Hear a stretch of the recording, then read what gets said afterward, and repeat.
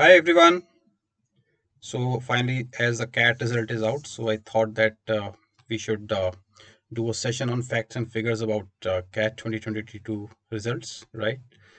So we'll talk about the number of test takers, their breakup, right? How many got 100 percentile and all. Okay, these are the facts, and we also talk about the city-wise distribution of the toppers, right? And the questions for which they actually accepted the concerns, right? The wrong questions, basically, correct?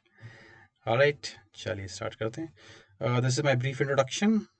Uh, I have 18 plus years of experience, academic head of Unacademy CAT, ex-academic head of CL, 17-time CAT taker, 100 percentile in QA and DI. All right, so the first thing. Now, this time, 293 centers were there and 154 cities, right? These shifts that you already know, right? 2.55 lakh students registered for the CAT, right? And around 2.22 lakhs appeared for the exam, right? So it's a good number considering the last many years, right? If you see that after 2008, the number of CAT test takers were never beyond 2 lakhs, right? We are talking about takers, not the registered one, right? So 8 ke baad, first time it has crossed to 2 lakhs, right? Okay, and so basically percent attendance is approximately 87%. All right. So out of 2.22 lakhs candidates taken the exam, 35% were females. Sorry. So roughly 77 lakhs were females, right? And remaining are males. And 4 candidates were transgender. All right.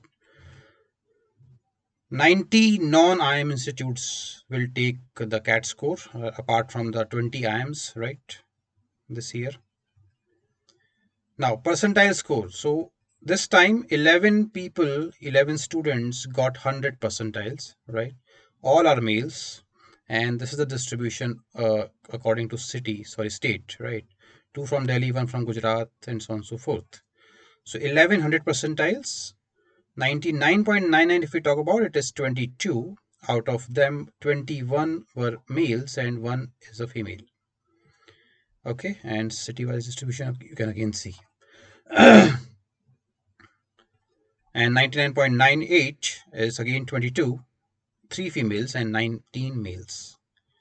This was the actual official figure, right?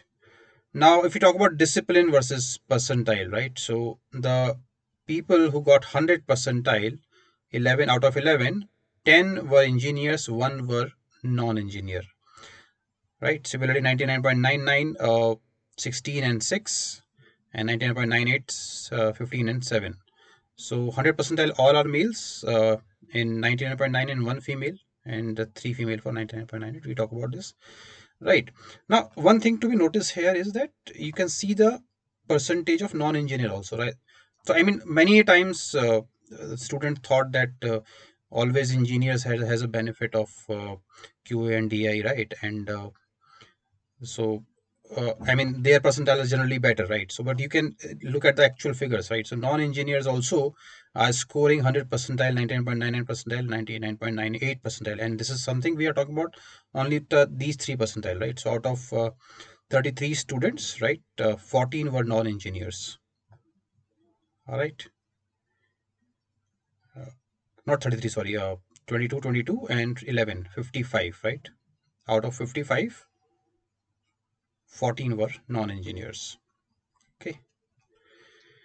Now, objection management. So this time we have objected, especially 2 questions were accepted, right? So across the 3 slots, if we talk about, right, 3 shifts. So total number of objections were 113, out of which 37 were from VARC, 72 out of from DILR, and 4 for quantitative aptitude and ability, sorry, right? And VARC, there is no change, so they had not accepted any objection. But in DANLR, two objections were accepted. So two questions were there. One is was in shift 2 and one was in shift 3, which are ambiguous in nature, right? So that was accepted, and basically what happened is that nobody got the score for those two questions, right? And QA, no change again. All right. Okay. Now these are the two questions of DILR. This was the question from shift 2. Mine was shift 2, right? So I also got into a dilemma while doing this question, because this question was actually ambiguous, because the condition which we are saying here is actually not possible according to the conditions which were given in the actual question, right? I mean, उसमें वो last location cannot be Ahmednagar according to the conditions which were given. So that they have accepted. And second is in shift 3, number of objection 68, right? ये भी उन लोगों ने accept कर लिया, although दोनों टीटा questions थे. Correct. चलिए. So right, so this is something happened that the DLI working group has decided to not to consider these two questions for evaluation. All right, and found these ambiguous. Scores of candidates for the DILR section in these shift are adjusted on pro rata basis based on the responses and balance question in the DILR section. Okay, this is again one of the reason that scaling got high, right? As I mean, as far as 5 marks, I guess, right? The responses we have got.